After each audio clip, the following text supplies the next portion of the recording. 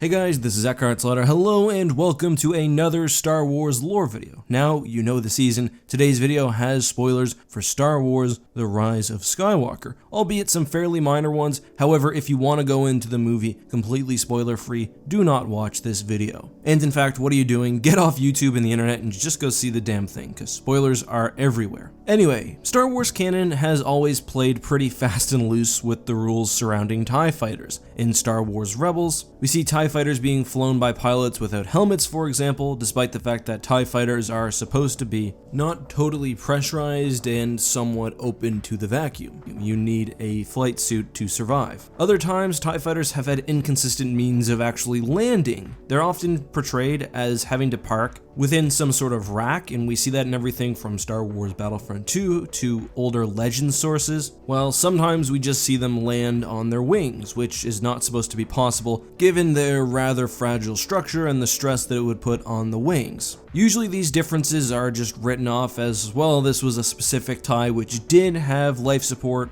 or whatever else, but the issue actually came up again in Star Wars Episode 9, The Rise of Skywalker. Now here's where the spoilers start. In that movie, Kylo Ren on the planet of Kifbir, I think that's how you say it, basically the ocean moon of Endor, after fighting with Rey, has his TIE stolen, basically leaving him stranded on the planet. However, he doesn't stay there and eventually travels to the planet of Exegol using a TIE fighter which he's recovered from the wreckage of the Death Star. Now, I think you guys can probably see the problem here. First of all, TIE fighters usually rely on carriers. They don't have hyperdrives, so they cannot travel across the galaxy through hyperspace without relying on another starship. And secondly, Kylo, or I guess Ben at this point, wasn't using a flight suit, so he should not have been able to survive in space. Now, that last point isn't really important because if we get specific with the lore, the TIE does contain some very basic life support systems. The main issue is just, I think, a lack of pure oxygen and a perfect seal. So it's possible that a relatively quick journey could be survivable, especially when using the Force, and that would be very similar to some things we've seen in Star Wars Legends. But the hyperdrive is really a tough one to explain. Again, this is an abandoned TIE fighter found within the wreckage of the Death Star on Kifbir or whatever, so that's a pretty serious plot hole. I do think, however, that there is a reasonable explanation. First of all, the confrontation between Rey and Kylo starts off within the Emperor's throne room. It's pretty weird. It seems like most of the Death Star wreckage on the planet was from an area around the southern part of the Death Star's super laser dish, but somehow as well the Emperor's Tower, which was in the very northern part of the Death Star, also made its way. But anyway, my theory of why the TIE fighter is able to travel to Exegol is because it is in fact a TIE fighter used by Palpatine's Royal Guard. We know that from Return of the Jedi that Royal Guards were everywhere around Palpatine's tower, and I think it pretty likely, although we haven't had any sort of cross-section books, that within the tower, or perhaps near the base of it, the Royal Guards may have had their own little barracks. Inside of that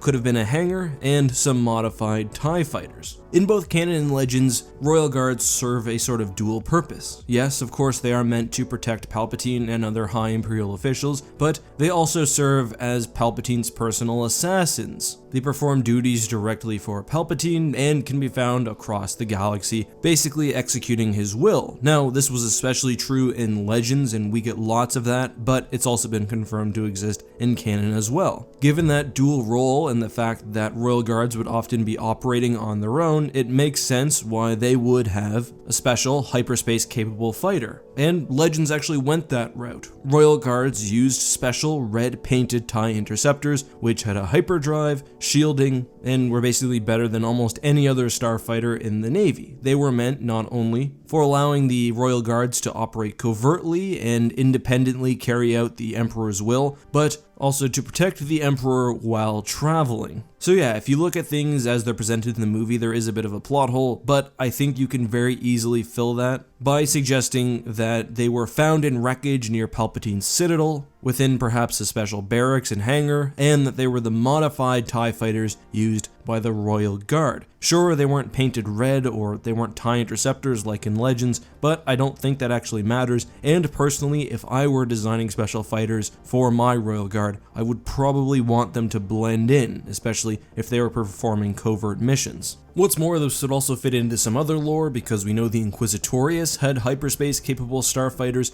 not only from Star Wars Rebels, but also Jedi Fallen Order. I think that's a good answer, and while it wasn't mentioned in the visual dictionary, at least based on what I could find, I wouldn't be surprised if a similar solution is later put forward, perhaps in the novelization. Today's hashtag AskEck question comes from Caden, who asks about, of all things, The Matrix and the upcoming 4th film. I did do a video on The Matrix, and that's where the comment came up. I don't know, this one to me is really iffy. I actually love the first 2 Matrix movies. I know a lot of people kind of rip on Reloaded, but it was one of my favorite action movies as a kid, and I don't really know where the story progresses from here. It seems like The Matrix 4 might be a continuation of the story told in the trilogy. What I would personally like is if they move away from the over-complexity of the end of Matrix Reloaded and certainly Matrix Revolutions. Maybe they focus on a different reality, maybe the Matrix itself is reset. I think that Matrix 3 hints at the fact that the real world itself may also be the Matrix, a sort of second level, so that's something they could explore. But I just really think the idea of the Matrix itself being a computer simulation and all the fun sort of video gamey aspects and reality bending stuff is best handled in the first movie, so I'd like to see it sort of handled like that. I'm not that interested in the real world. It's very drab, it's very boring. I want to see guns being loaded in, weird programs like the Merovingian, all without getting too bogged down in the history and the sort of architecture of the place like they did in the latter 2 movies. Because I think the second one, for example, is strongest when they're in the Matrix as well. That car chase, for example, is phenomenal. I used to watch that every time I was sick and home from school. But that's all I have for you guys today. And for those confused, at the end of most of my videos, I answer a hashtag AskEck question, which you guys can leave down in the comments. It can be about Star Wars, the topic of the video, or anything. Anyway, that's all I have for you guys today. Until next time, have a great day, and may the Force be with you.